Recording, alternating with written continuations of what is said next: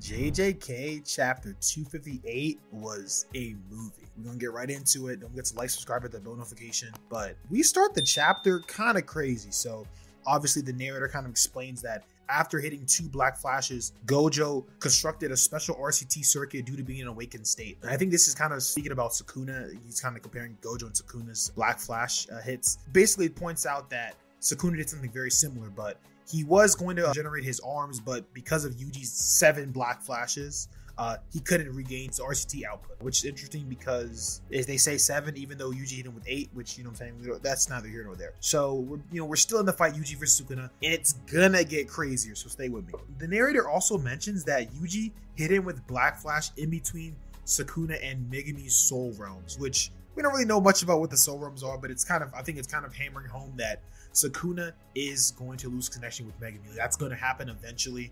So look out for that. That's going to be really, really cool. But just then, Sukuna instantly uses his domain expansion Malevolent Shrine. Now, some people on Twitter right now are kind of talking about how it looks a lot different than his normal Malevolent Shrine. I think some people are even calling out that it looks like there's a face of Agito even there as well. I'm not even going to act like this is just his Malevolent Shrine. I know people even said, I don't even know the exact name, but they were basically combining the name of Malevolent Shrine and Megumi's domain expansion. So yeah, this is not his normal domain expansion, and it's kind of noted there. People on Twitter are calling it the Malevolent Shadow Garden. There's a bunch of translations out right now, so just kind of note that this is definitely a combination where he's definitely using some of Megumi's abilities as well. So it's a different, he stole Megumi's whole flow. That's no cap. One thing to note also is that Sukuna's new domain, it's a little different than his normal domain. So one, it's a closed domain. It's not an open one like we're used to.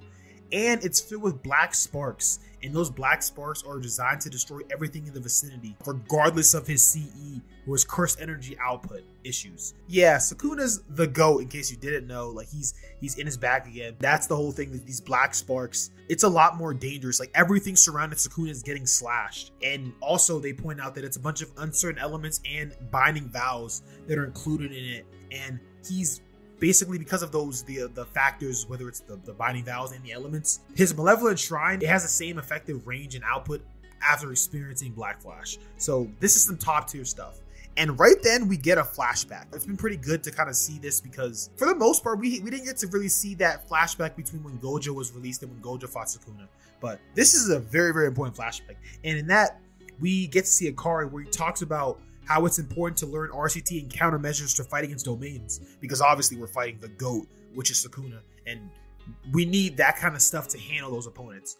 And Choso basically says if it's about RCT, he and Yuji can somehow manage it, which makes Yuji wonder why, because Yuji's like, hold on, I'm not that guy. Like, that's not my bag. Like, how can I do that? Choso asks the RCT users, how do they compensate for the blood that they lose when they regenerate their body? Which is an important thing because, I ain't gonna lie, no one ever thought about that. You know, Hakari loses his whole arm and he just gets his arm back, but it's like, what happens to that blood? And Hakari and Yuta don't have an answer for that, which is like, you know, they're just sorcerers. They're not really scientists type shit. But Shoko explains that you basically convert your cursed energy into blood. Hakari basically, you know, tells us that his is automatic.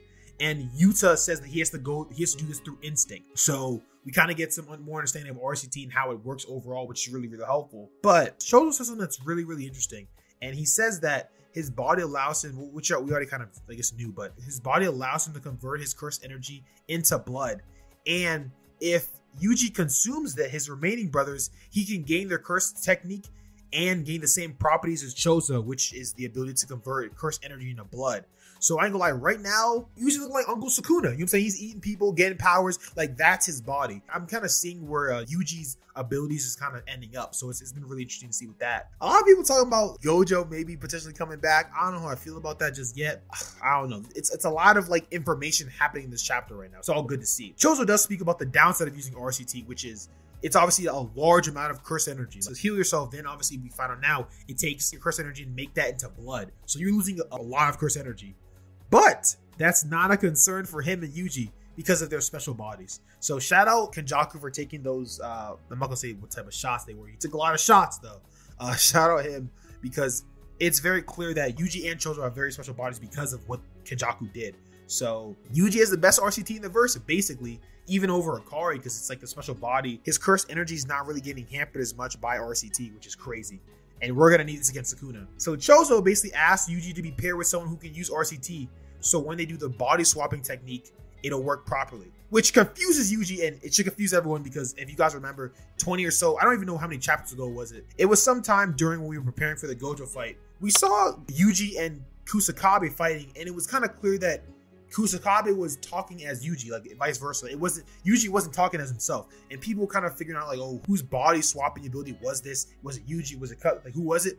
And it wasn't any of these people. It was Yu, which I hope I'm saying his name right. I've never actually heard it in the anime, but he basically reveals that with the help of his curse technique, he can even swap the souls between human beings, which is crazy. I'm actually surprised they didn't use it more. Like, that wasn't an ability that was used any other time, but better late than never, I guess. With that, Kusakabe says that since Sukuna took over Yuji's body and used his curse technique, he should now remember the Jujutsu of a special grade, which is crazy. Like, Yuji's literally a flash drive right now. And the whole plan now is Kusakabe will be the first swap with Yuji, because Kusakabe can teach him, basic curse energy manipulation and simple domain, and he can apply that to Yuji's body, because those are really, really important abilities. I have a video upcoming about ranking all of Sukuna's opponents and things like that.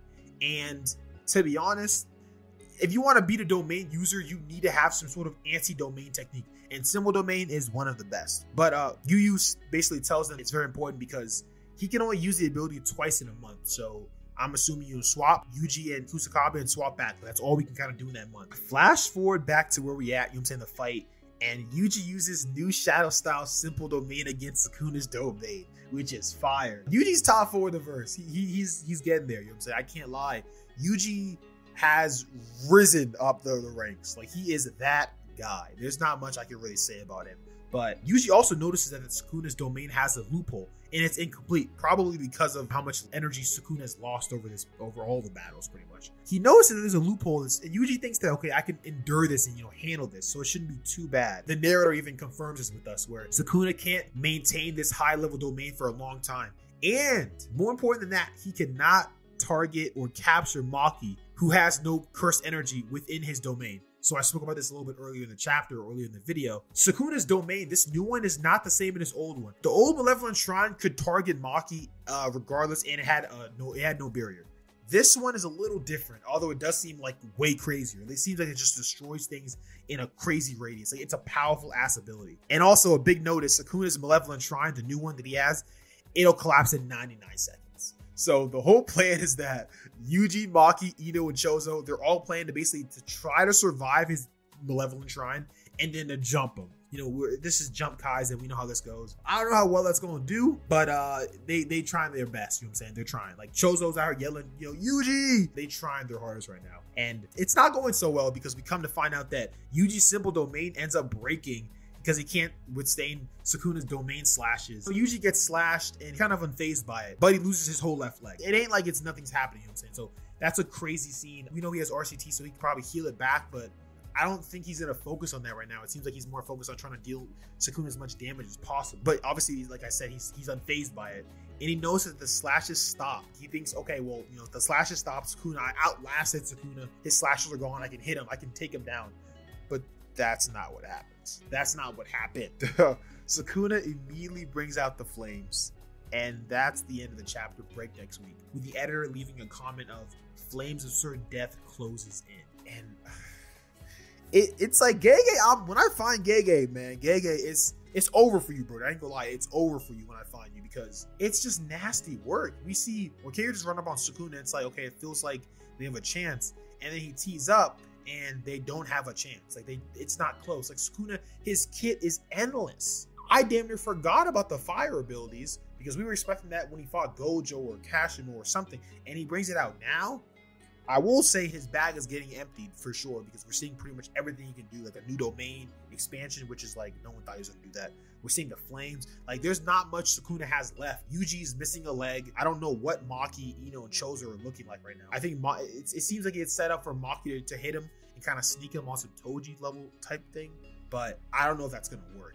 And at the end of the day, it seems like only Yuji's at that level. But one thing I do like is that, again, I don't know if Gojo called this, but Gojo said that Sukuna is going to be imprinted in Yuji's body. This is episode 2. He's going to learn Sukuna's curse technique, and we come to see that happens now.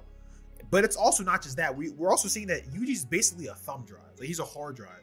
He learned shadow style He learned curse manipulation. He learned all these things from Kusakabe. Obviously, we know we learned from Sukuna. So it's just like you swap, or Yuji is able to be in the body of a character, and he's going to basically copy their kit. You know, the Get Ability program. Shout out Base from Mega Man if you were into that. And obviously with Yu being also a character that can kind of do the soul swap, it's almost like a get rich scheme where Yuji's gonna get all the curse techniques and all the abilities. But I don't know, because Sukuna's bag is insane. I think we are nearing the end of things though. I do think that Megumi's gonna come back for sure. I think they're definitely hinting at him coming back. I don't know about Gojo. I wouldn't assume that Gojo's coming back. I don't know what he would even do. Maybe Gojo comes and Yuji takes his body and Yuji uses Infinity. I don't know. Speculate all you want. I'm not entirely too sure, but I do know the chapters are actually teeing up like crazy right now. Gege's got a flamethrower on his right arm right now because he's cooking. I can't lie. But let me know what you guys think down below. Let me know what you guys think about the chapter, and did you enjoy what's happened with Yuji's new abilities and things like that? How he's being utilized by Gege and, Sukuna's kit being unleashed. Let me know what you guys think down below, but I'm out, so peace.